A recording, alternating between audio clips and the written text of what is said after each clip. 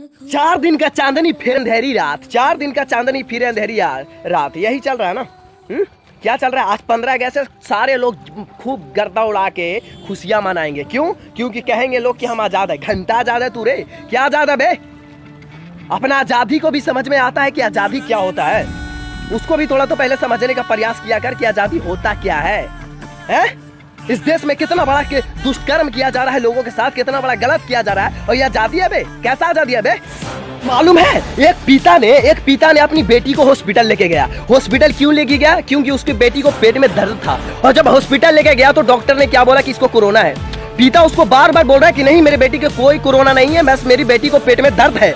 Doctor ने जबरदस्ती उसको पकड़ के हॉस्पिटल में भर्ती कर दिया, और रात भर पिता ने चिल्लाते रहा कि मेरे बेटी से मिलाओ, बेटी से मिलाओ। रात भर डॉक्टर ने उसको अपनी बेटी से मिलने नहीं दिया, और सुबह डॉक्टर ने क्या बोला कि उसकी बेटी को मौत हो गई कोरोना से।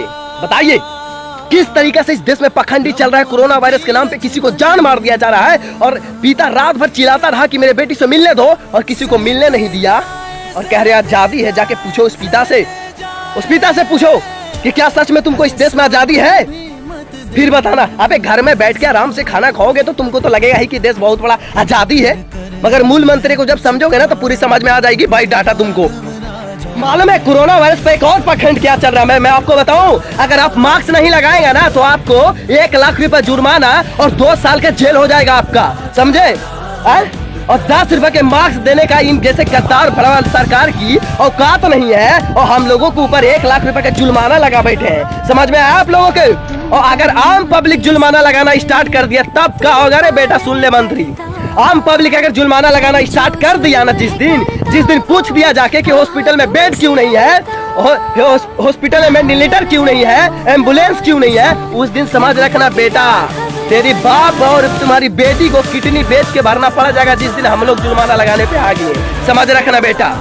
मालूम है मैंने मास्क के ऊपर पहले ही वीडियो बना चुका था, और मैंने सारे पब्लिक को ये बताया था कि ये जो मास्क है, ये मास्क लगाने से कोई फायदा ही नहीं है, क्योंकि मास्क लगाने से आप ये जरा सा भी मान ही नहीं सकते हैं कि आपको कोरोना वायरस से ये मास्क बचा सकता है, समझे कि नहीं? क्योंकि देखिए मास्क का जो साइज होता है ना, मास्क का जो साइज होता है 300 नैनोमीटर से लेकर 800 नैनोमीटर तक की मास्क की साइज होती है, और कोरोना वायरस की कितनी साइज है? 100 नैनोमीटर। आप बताइए कि कैसे ही मास्क कोरोना वायरस से बचा सकता है? अगर कोरोना वायरस से नहीं बचा सकता है तो आम पब्लिक से किस तरीके से मूर्ख बना के साला चालान काट रहा है, 1 लाख रुपया का जुर्माना लगा रहा है भड़वे मंत्री लोग।